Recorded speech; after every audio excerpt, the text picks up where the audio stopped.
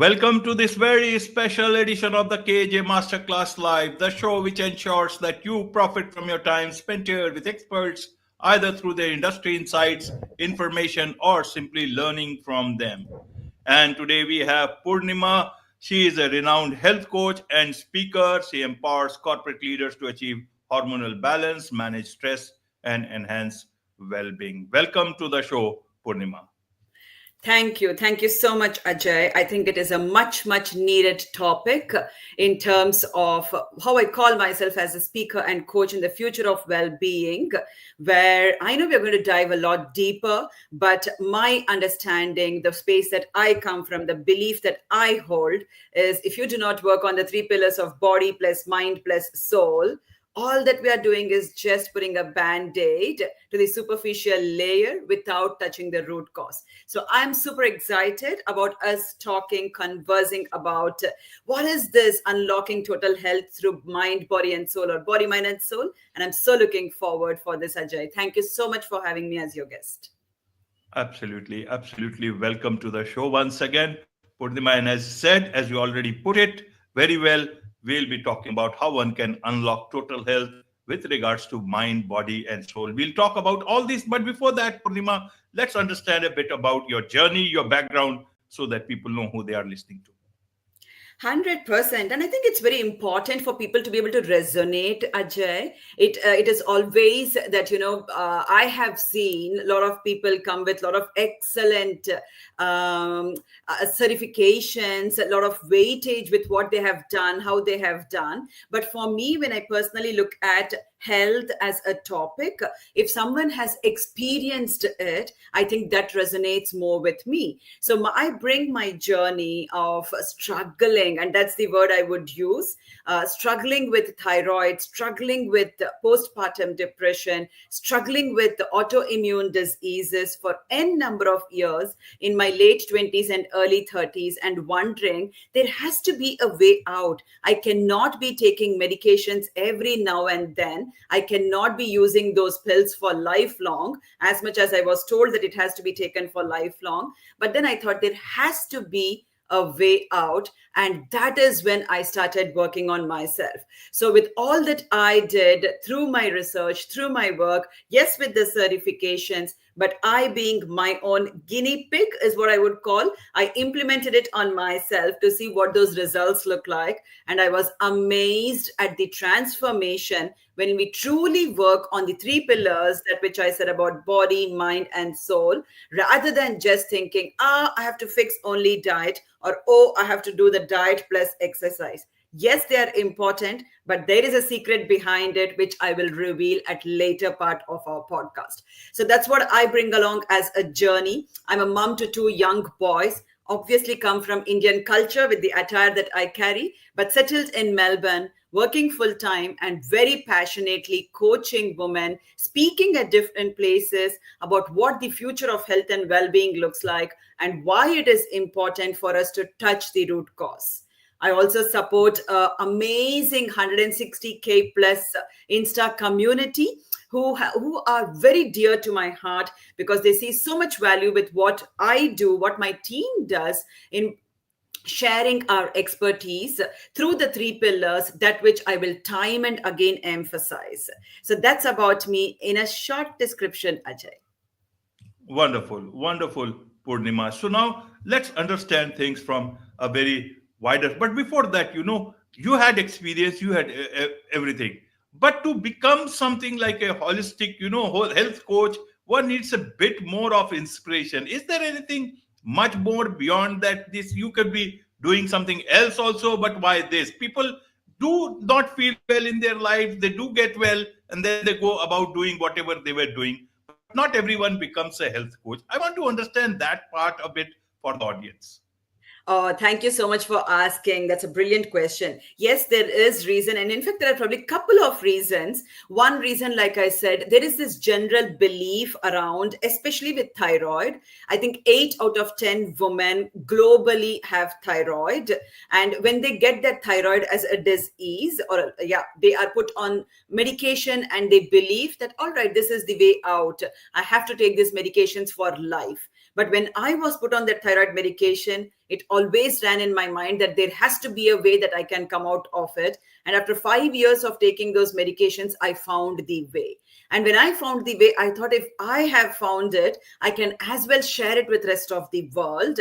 And I found different ways and means of how I could share, which is something we will discuss later. The other reason being, my mom was diagnosed overnight, and I will use the word overnight, with stage 4 cancer. So when she was diagnosed with stage 4 adenocarcinoma of breast, it made me think, someone who has been so good with her diet, someone who has been so good with taking care of her health with exercises, who has motivated me to be always healthy, to choose and eat. We always ate home cooked food. She always worked out. She walked, etc. There has to be something beyond just a diet and exercise, and that was another reason why I started researching further. And when I found success through it, I thought it as a vision of I also thought it as a blessing that I have, which I could share across the world. And that's why I am what I am with what I do, Ajay. Absolutely, absolutely, Purnima. Now let's understand this whole topic of body, mind, and soul in maintaining overall health. People know about these things in one way or the other. They keep on hearing body, mind, spirit, body, mind, soul, but understand it in their own manner. Everyone understands and explains in their own manner. I want to understand from your understanding how do you see it, the interconnectedness of the body, mind, and soul in maintaining overall health. Yeah, thank you so much for asking. And as you are asking this question, the mind automatically frames the answers. And my mind, the first answer, that response I have, and that which I've spoken in a couple of places, is every seed of thought that we sow over here has a direct effect on how our body responds to it. Now, if that seed of thought, for example, let me take today's podcast as an example.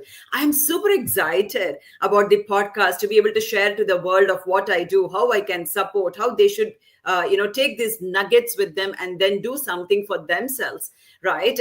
And it is a positive aura that I am getting into. So when I sowed that seed of thought, my body is in a good aura, good energy. Now let's take another example, and probably this example might have to do with someone who is going through a marital distress.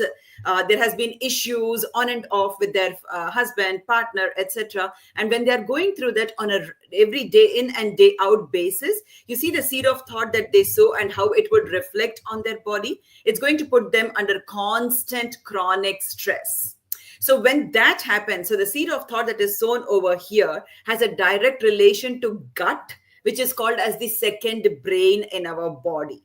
And that is how things process internally. We might not be able to see everything, Ajay, but even for current we cannot see, but when we touch it, we get a shock, right? So likewise, we might not be able to see the entire internal process, but that is how things work internally. And when people put themselves in that constant chronic stress, which lingers for years together, it can come from their relationship, it can come from the financial circumstances, it can come from their office work, it can come from their kids, it can come from any aspect of their life. Now that has an impact on their health. Now, the question that you asked about how body, mind, and soul is connected, I think this is how it is connected. The internal and the things that happen, all the chemicals that gets mixed up, the cortisol hormones that gets released when stress takes a roar or stress goes high, has an impact on how health can shape up for the individual. And that leads to people choosing to binge eat. That leads to people choosing to binge watch something they are not otherwise doing. That leads to people not wanting to work out because they are so drained by otherwise the stress that they are going through. And that will obviously have an impact on the body in terms of probably weight gain, in terms of probably seeing lifestyle diseases like thyroid, PCOD, PCOS, diabetes, depression, or anything for that matter, Ajay. So it is all connected as a very good, I would not call it as thin line, I would call it as a strong foundation between body, between mind, and between soul. So all these three are interconnected for us to have that overall health and well-being. Absolutely, absolutely. So you talk about hormones, you talk about stress, you talk about sleep. Now, these are all part of our routine, part of our life, and we do follow them less or more. We try to tackle, hormones will be there, will issue will be there with age, so that is also very natural. Even stress nowadays, in this present, times that we are in, some degree of stress will already be there. And then sleep also. Sleep is, where does it start going wrong, Purnima? Where is it that we should know we are moving in a very different direction that we should not? Or should we just stop doing any of these things, and just be the way, go to the jungle perhaps and all, because we have to live in the society, we have to bear the present way, the way society is. How do we live then? Yes, yeah, I think very well asked as or framed as a question. So, nowhere would I ever tell anyone that I come across that you cannot take stress. That's practically impossible. We are not sadhu, santatma, saints who can just go, leave everything behind and sit in Himalayas or mountains and then, just do that sadhana or prarthana, whatever it is that we should be. Otherwise, probably they will do, and they are blessed to be able to do that. What I'm a mother to two young boys who are studying in school. I live in Australia, in Melbourne, which means I don't have domestic help. I have told I work full time as well. And I do what I do in terms of supporting the 162K Insta family, plus another 9K LinkedIn family, plus my own clients and my team that I manage. So what would you think on a daily basis? I wake up at 4:45, 5. I hit bed at 9:30, 9:45, and probably I don't have a time most of the week to sit and just breathe. Now, when I say just breathe, not do anything, I do meditate every single day for 1 hour. I do work out for 30 minutes, and I'm very conscious of what I choose to eat. Day to day life is like that for most of us. So the point is, we realize only when it comes on the blood reports, only when the report says that, oh, your thyroid levels are spiked, oh, but you have cysts in your ovaries, oh, but you are probably getting into that place where you're not able to connect with yourself and might be diagnosed as clinically depressed, or your HbA1c is very high. Probably India now is the diabetic capital of the world, right? We only realize when the blood reports come. What I emphasize upon, or what tools we teach, is every single day we have the opportunity and we have a choice to work on ourselves. And honestly, Ajay, it doesn't take long. Give yourself 10 to 15 minutes every single day from the chaos, from the stress, to contemplate, to reflect on what is it that I'm doing, where am I going, why am I going where I'm going, and I think we will have the answers with us. Absolutely, absolutely, Purnima. So let's understand this better. Yeah, Earlier on, you had all those issues so many years back, and yeah. now I guess it's much more hectic life, but you are managing it well. What is it that you did not do earlier on, and now you are doing? Why not people just follow you what you are doing so that they get the best of everything? Oh, 100%. And I'm laughing because I'll be revealing a couple of things which probably I have not revealed otherwise in a probable podcast. So, yeah, what I did not do then versus what I'm doing now. Yes, I have had a lot of time earlier, and I have utilized that in different ways, like partying, drinking. Not, I say I'm not I would not call myself a regular drinker, but occasional drinker. Yes, I was 100%. And partying, definitely, yes. Staying up late in the night just to binge watch on movies on Netflix or whatever we want to do via TV as a channel. And probably spend time sometimes about gossiping and doing things that which is not very supportive for our aura and energy.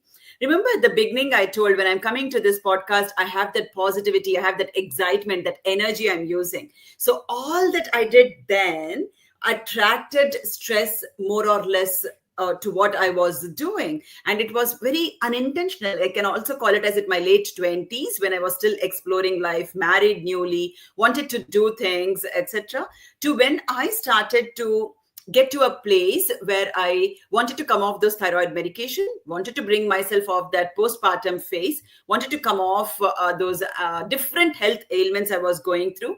I started to slow down. I realized that I don't have to be there at every party that was being organized or I was being called to. I realized that drinking as such is just not required. And probably it's been now more than 2+ years that I have quit drinking completely. I realized that spending time with myself is more important than spending time with friends and other extended family, because it will give me an opportunity to reflect. So you see, these all things don't need the financial investment, Ajay. But what people otherwise think is, oh, okay, you have brought in so much changes and shifts, etc., which means you have spent a lot. Yes, I did spend, but when I spent in terms of money, I did all foolish things. I did fat freezing, I did Zimmer techniques, etc., which probably did not work, and it led to more weight gain, etc. But when I did what I just spoke about in terms of disconnecting from rest of the world to connect with myself, in terms of quitting drinking, because that is, we all know it's not good, we still do with social pressure, peer pressure, just to experiment.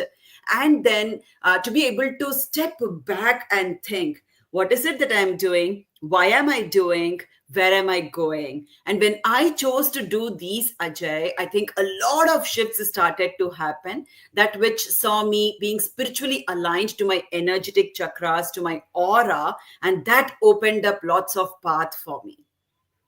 Absolutely, absolutely, Purnima. Let's understand it from two aspects. You do a lot of work with corporate leaders, empower them to achieve hormonal balance, manage stress, and enhance well-being. You also talk about women, so that they can reclaim their well-being, and while they are engaging with their organizations and build resilient, high-performing teams. How should women look at their overall health?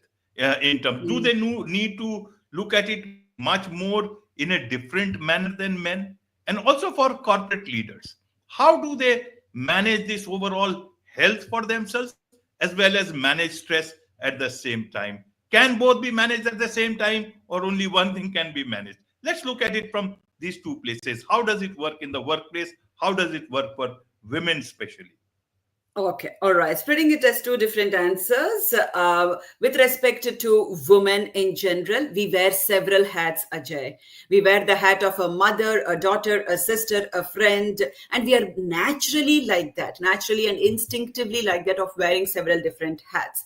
And that is the reason why there is a difference between women and men, in terms not just biologically, but in terms of how we can embrace the stress, how we are okay to take on more, shoulder more responsibilities, and that which actually leads to further in life to ailments that which we might not have thought we would attracting ourselves into.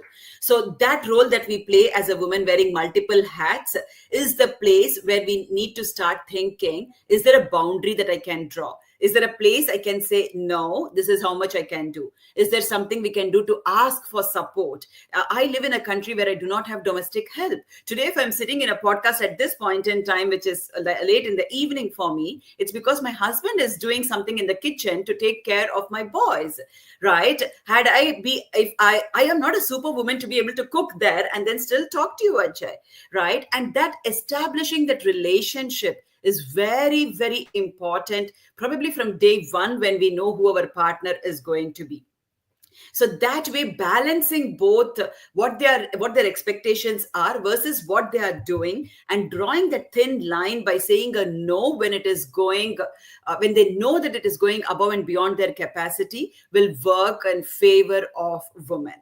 Now, coming to corporate leaders, which was your other question, these days women are all being in corporate leadership roles, juggling between things, doing things. And when you're in that leadership role, you ought to be able to make those strategic decisions. You ought to be in a place where you might have to work long hours because the company demands it. So that way, it is even more important that the woman steps back to think, what is it that I'm doing? Why am I doing what I'm doing? How is it that I can do these aspects or manage these aspects in a way that it doesn't, get my health to a place where I'll have no choice but to withdraw myself from the leadership position, or give up and stay unhealthy. Yes, 100% it is possible to be able to work on the health. And what I personally realized, again, I always speak from experience, I don't speak from what probably sits in my resume. Being in a leadership role myself, everything that I do for my well-being, Ajay, reflects on my choices, my decisions of what I do in my leadership role. So it is all connected. 100% connected, and it is 100% possible to be able to manage and tackle it in a way that it is supportive for our well-being. Absolutely, absolutely, Purnima. One more thing is, you talk. A lot of people think, that diet is good, so let's go for a diet, and then I'll be fine. Either let's go for exercise. These two things I do nowadays. People also talk about, and rightly so, food as medicine, and this Yeah. whole concept is gaining ground in it. So, but you talk about also that diets and exercise also can fail, and that there is a root cause. Let us understand this better. What is it that you want to tell here? Sure, 100%. So I got this, there is this common belief around everything is 80, food is medicine. Absolutely agree with it. And 80% diet and 20% exercise is what there is this general conception about health.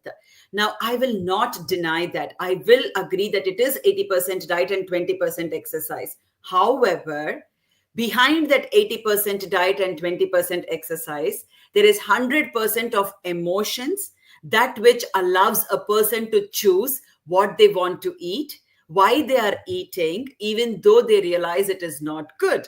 To give a very simple example, let me take my own day. I have from morning to evening, I have had lots of issues at work. Something went up, something went down. I had to be available. And then I have a sick kid at home that I'm taking care of, etc. At that point in time, I have a chips packet and I have an apple in front of me. What do you think I will choose? I'm not going to go and choose an apple and say, oh, wow, this apple is so welcoming. I'm going to eat an apple because I know it's good for my health. Rather, I will be driven to choose that chips packet. And for some of them, it can be sweets, because that is what is satiating at that point in time. And this happens because of the internal complexities that we go as those chemicals, those cortisol hormones, and everything that works. So while it can be 80% diet and 20% exercise, that 100% emotions, that which allows us to choose a certain food at a certain time, and when that becomes in a repeated mode time and again because of our day-to-day life being so chaotic, is what puts us in a place where diets and exercises don't work. Absolutely, absolutely, Purnima. So overall, if we look at this whole discussion, overall, how is it that people, men, women, leaders, the laymen, what is it that they can do in terms of few tips that so that they are always healthy, and that leads to wealthiness also. Yes, absolutely. So, the one thing that I tell, I have worked with hundreds and thousands of individuals and women through what we offer in our programs, Ajay. And in that, the first thing that I tell women is, you have rushed a lot in life. This is a place for you to take 10 steps back to think, what is it that you truly want to achieve? To have that clarity of setting that foundation right. So, for anybody who is watching us, I know they must be intrigued up until now to what to do. How do I even come out of this cycle or this chaotic zone of day to day life? Then it is time for us to step back. If you can't take 10 steps back, take at least a couple of steps back. The amount of time we use in scrolling through this phone on a daily basis, if only we used half the time to reflect upon what are we doing. If I am waking up in the morning and then rushing to work and then finishing work and then coming back home and then getting my child study or doing other things, look back and see, am I satisfied with what I'm doing, or am I just flowing with the flow because everybody goes to office Monday to Friday and everybody comes back and I'm also doing it? right? It is important that we enjoy what we do. Like, I am fully productively occupied, but I fully enjoy every bit of what I do with my job and with my coaching and with my team.